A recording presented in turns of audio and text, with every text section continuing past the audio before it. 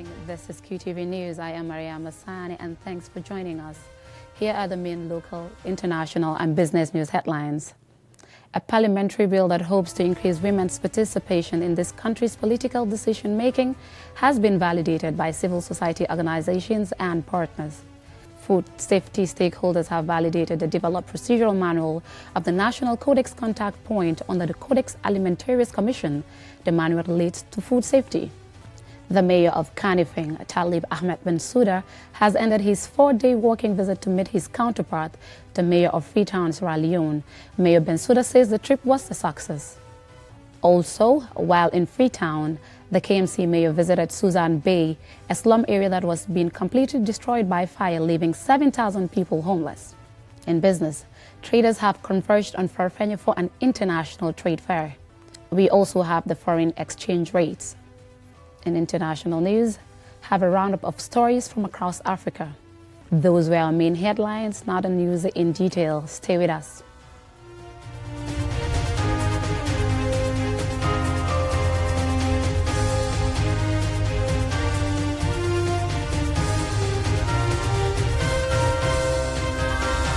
Welcome back. The Gambia has low representation rates for women in its parliament. The National Assembly, a bill that recommends reserving more seats for women in the National Assembly, has been validated by the civil society gender platform and other stakeholders in the hopes of promoting women's representation in the country's decision-making process. Babu Karsi reports. The purpose of the bill, according to the organizers, is to increase women's representation into the National Assembly as well as in the political spectrum. The proposed bill, if voted into law, will increase the number of National Assembly members from 58 to 71, out of which 16 seats will be reserved for women. This means about 22% of our parliamentarians will be women. At the event, the president of the civil society organization's gender platform, Tabu Njai Sar, highlighted the importance of having this bill voted into law. It is interesting to note that there are only 6 female parliamentarians out of 53. In 2017, 22 female candidates contested in the April 2017 National Assembly elections. Out of all, 238 candidates contested, but it was only 3 that made it to the National Assembly. And that's why it is important that we see a way forward to ensure that women's representation are increased, and that is why we have such a forum today. According to consultant Janet Salanjai, women constitute only 17.39% at cabinet level, with only 4 women out of 23 cabinet positions. And 10.2% of level at the National Assembly. Out of 58 National Assembly members, we have only 6. This underrepresentation is due to the cultural biases that favor men and inhibit women's participation in the political arena. I must also record that it is commendable that the Vice President of the Republic, the Speaker of the National Assembly, and 2 of the judges at the Apex Court in the Gambia, the Supreme Court, these are the 3 arms of government, are women. We have 2 Supreme Court judges, the Speaker of the National Assembly, and the Vice President. These women leaders should be role models and mentors for other women, and their presence should also have a positive impact on gender equality. However, experience has shown that simply adding few women in key senior positions is insufficient to address inequalities. The National Assembly member for Banjul South, Honorable Tumanjai, said the bill is overdue and called on her fellow National Assembly members to vote in favor when the time comes. One of the major reasons Africa lags behind developmentally compared to other continents is because the women and the youth have not been given their rightful places in governance. Thus, targeting women, the youth, and the physically challenged at this critical time in our political space is just the strategic thing to do. This aims at including everyone in advancing our continent. If the proposed legislation is passed, it will provide for 53 elected NAMs unchanged from the current legislation and additional 14 seats reserved for women. 2 elected from each of the country's 7 administrative areas, and an additional 2 selected member elected by the Disability Society, with one of those selected being a woman. Of the 2 nominated members by the president, at least one of those nominated should be a woman. The legislation will also have the effect of reducing from 5 to 2 the number of assembly members nominated by the president. Babu Karsi, Qtv News. Food safety stakeholders on Monday gathered at a local hotel to validate the developed procedural manual of the National Codex Contact Point under the Codex Alimentarius Commission. Alucisa reports. This validation exercise is a culmination of a series of consultations with stakeholders on the procedural manual that will guide and facilitate the work of the National Codex Contact Point under the Codex Alimentarius or Food Code Commission. The Commission is a joint FAO and WHO food standards program responsible for formulating standards, codes of practice, guidelines, and recommendations that constitute the Codex Alimentarius. Over the years, the Codex Alimentarius has become an important global reference point for consumers, food producers and processors, national food control agencies, and all those involved in the international food trade. In the Gambia, the Codex Contact Point, CCP, and the National Codex Committee, NCC, were set up about 2 decades ago with the National Nutrition Agency as the Codex Contact Point and Secretariat of the NCC. However, with the enactment of the Food Safety and Quality Act 2011 and the establishment of Food Safety and Quality Authority, FSQA, the Codex Contact Point was moved to the FSQA. Malang Fofana, chairman of the National Codex Committee, described the gathering as an important milestone in the country's food control system.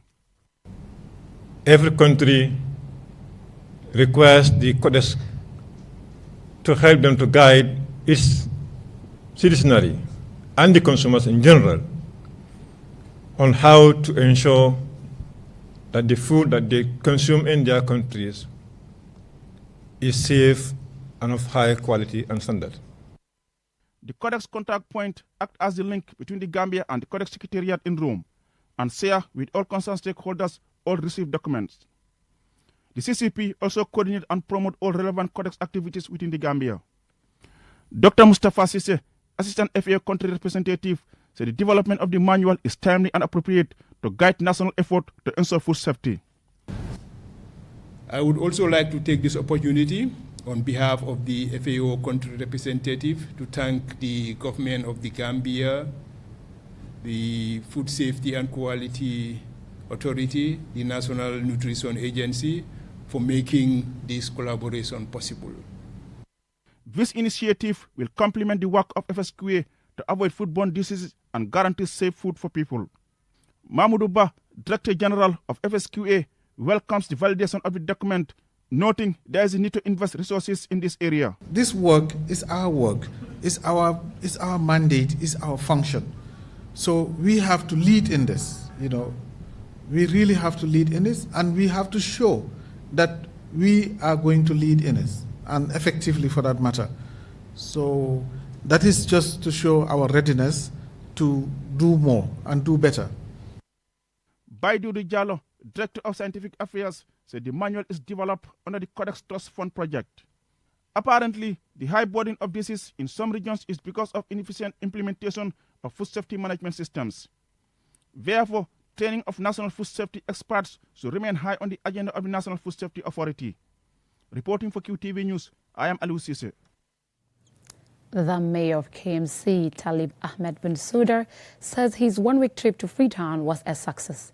Mayor Bensouda and Yvonne Akisawyer earlier on Friday signed an MOU on key areas to better their 2 cities.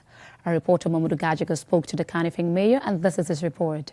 These 2 cities have agreed to cooperate in 6 areas: waste management, climate change, revenue mobilization, affordable housing, market infrastructure, and public transport. The one-week trip took Mayor Bensouda to several areas of need in Freetown, learning how work is done differently from the KMC. Really, the trip was amazing. It exceeded all our expectations. Mayor Akisawyer rolled out the red carpet. His Excellency President Madabio, he welcomed us at his home and encouraged us and supports the partnership. So it was a very successful trip. Waste management is an area KMC are trying to tackle with the Mbalit and Waste Bins project. However, recycling of waste is a priority for Mayor Bensouda. He says seeking partnership with fellow African nations seemed more viable. Mayor Yvonne Akisoya is doing a good job in tackling some of these problems. So we thought it best to go and twin our cities to start the technical exchanges, because we no longer think it's always best to go to Western countries because they are far more developed than us. It's better to go to neighboring countries that share similar problems because it's easier to adapt their solutions to our current problems. Mayor Bensouda also gave his impression on some of the areas Freetown City Council are successfully implementing, which include an initiative to plant 1 million trees, digital property rate system using Google Plus codes, form of housing and location addressing system, and regional cooperation to introduce sanitary landfill. Mamudu Gajaga, QTV News. From the story, we will take a commercial break. Still to come, we have some more local news stories. Don't go away.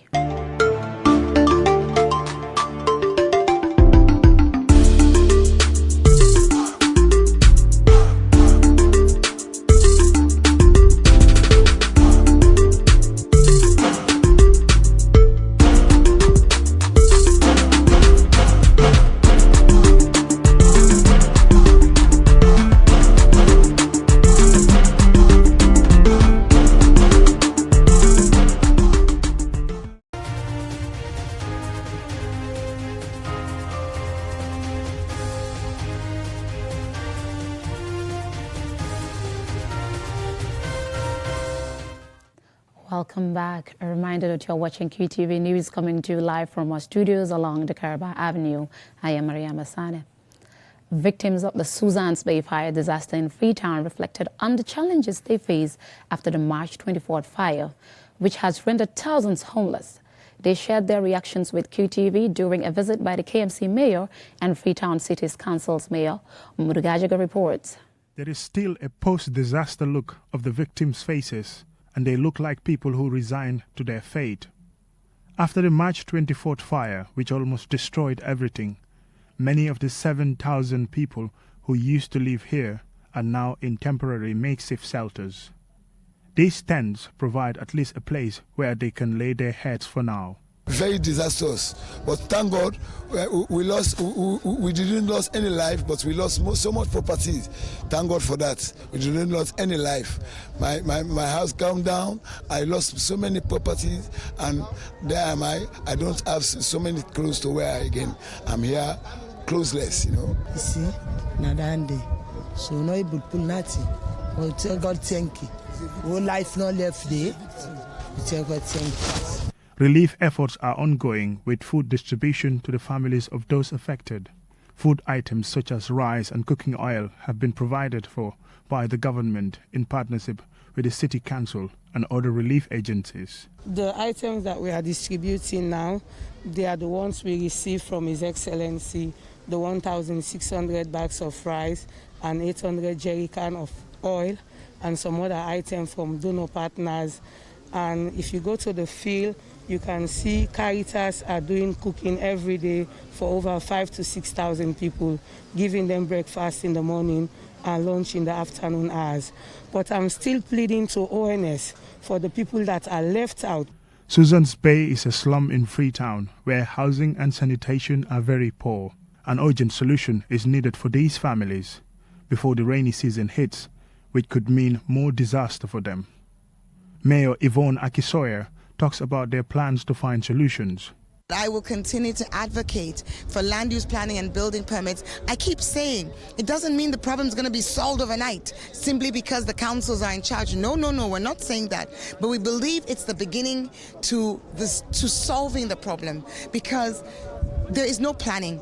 And you can see behind you huge structures. Poor management of land, lack of planning for settlements leads to people settling in slums.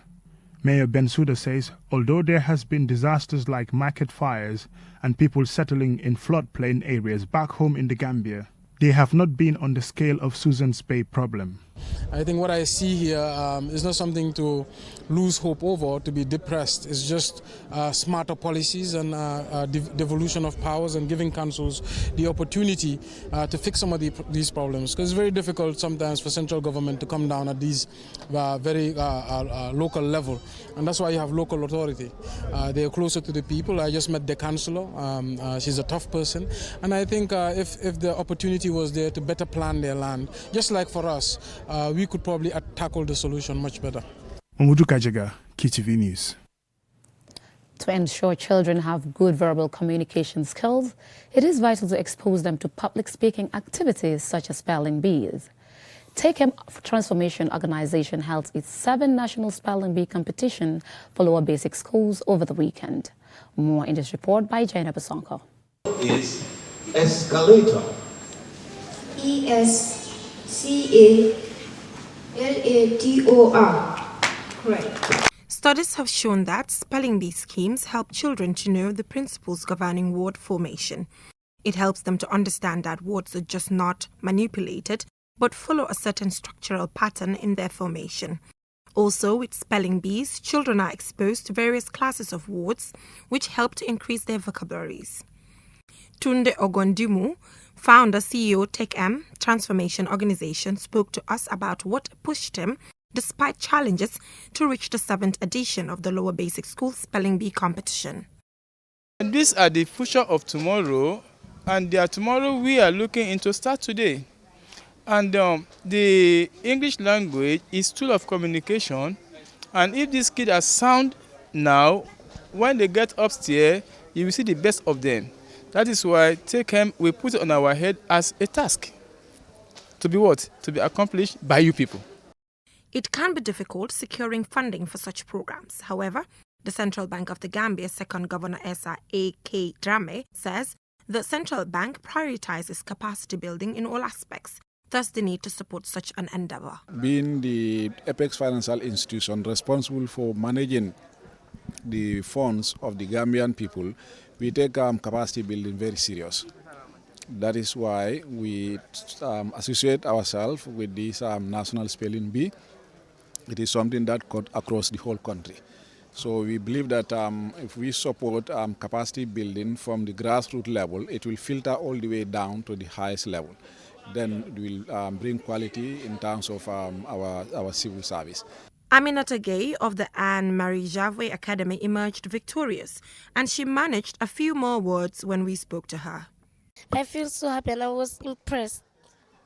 And I'm thanking my family and our teachers and our school too, and my parents who made me come here today. And I'm thanking you so much.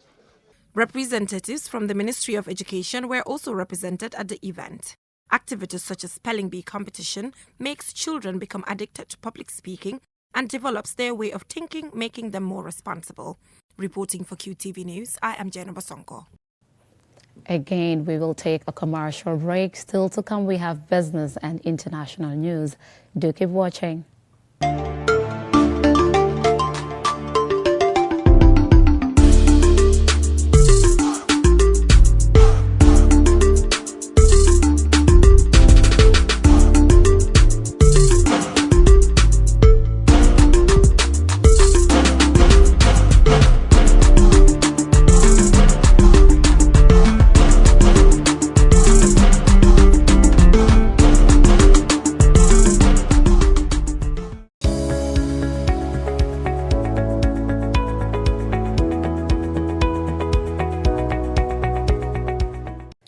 Business news.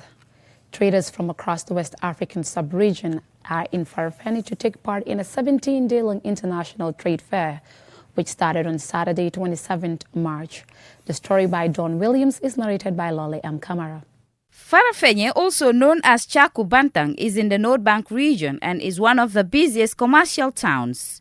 It also serves as a major crossing point between the north and south of Senegal.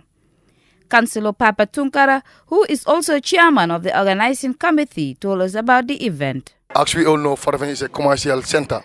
So this is why we invited them to come to Farafenni so that we can collectively do business effectively, so that people can also benefit from it with the council, with everybody, with the community of Farafenni, so that they can also see things that are very, very rare to see and very cheap things that are existing within the Senegambia region.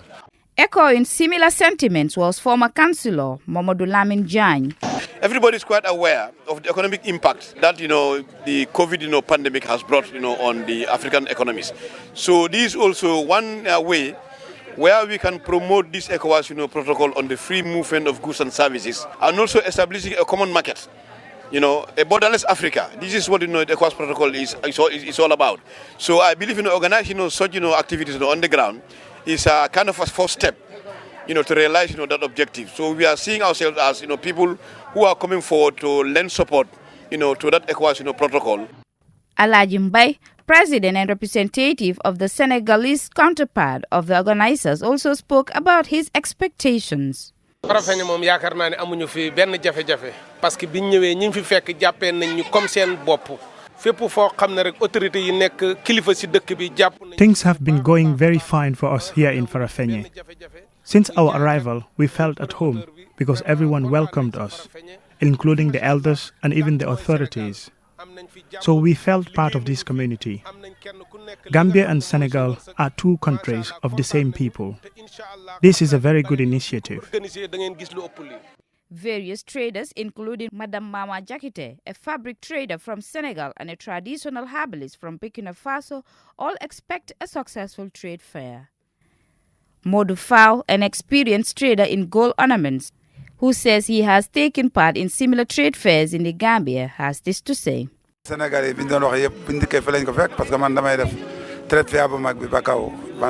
been taking part in a trade fair for over a decade, especially the main trade fair in Bakau at the stadium. We are really feeling good because people are coming to buy our goods. There were varieties of goods on display and quite a number of traders from various countries displaying their items. The initiative is to promote inter-regional trade in the Greater Senegambia region, and the fair comes to an end on 12th April. For QTV News, Lolly M. Kamara. And to end business news, here's a quick roundup of foreign exchange rates. Here are the foreign currency exchange rates for the Gambian dalasi against a range of major currencies for the week commencing Monday 12th April 2021. Against the US dollar, the dalasi is buying at 49.75 and selling at 51.75.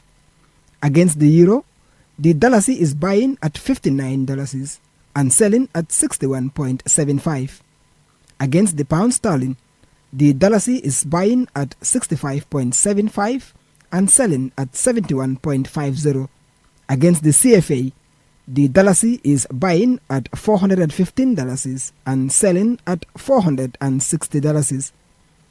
This daily currency rate on QTV News is brought to you by Ajib Bank, your investment partner. Up next is international news.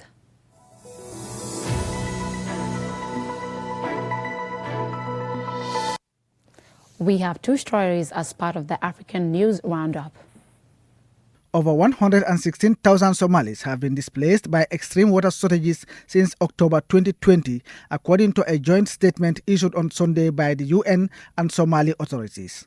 More than 50 districts are facing moderate to severe drought conditions, said the statement, expressing deep concern over the worsening drought conditions. In the statement, Humanitarian Affairs and Disaster Management Minister Khadija Mohamed Dri appealed to donors to give generously and give now to help respond rapidly to the drought, which she said was compounding the effects of the various crises in the country. She added that Somalia is facing widespread food insecurity, malnutrition, population displacement, and disease. There are local media reports of several people, including children, dying from dehydration. Last month, Somalia called on the international donors to provide sufficient and early funding to scale up the country's emergency response capabilities. Up to 2.7 million people across the country are in need of humanitarian assistance, according to the Ministry of Humanitarian Affairs. The regional head of the International Organization for Migration IOM said on Monday that 34 migrants had died after their boat capsized off Djibouti. The migrants were being transported by smugglers, wrote IOM's director for the East and Horn of Africa, Mohamed Abdikair. This is the second such tragedy in just over a month after 20 people died in the same Bab el-Mandeb Strait on 4th of March. The boat left Yemen with about 60 migrants on board, according to survivors. Many children are among the bodies found, a source within the IOM told AFP, indicating that the capsizing happened around 4 a.m. The Bab el-Mandeb Strait, which separates Djibouti from Yemen, is a place of heavy traffic and migrants and refugees, where both Yemenis fleeing the war and Africans going to try their luck in the Arabian Peninsula use as crossing. Babakar Sise, Qtv News. Before we end this bulletin, let's take a quick look at our main stories. A parliamentary bill that hopes to increase women's participation in this country's political decision-making has been validated by civil society organizations and partners.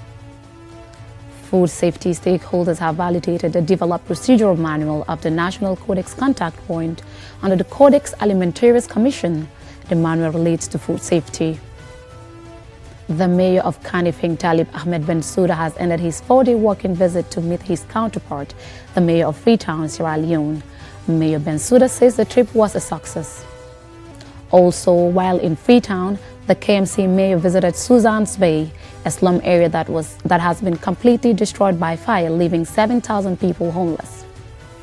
In business news, traders have converged in Farfenni for an international trade fair. We also had the foreign exchange rates.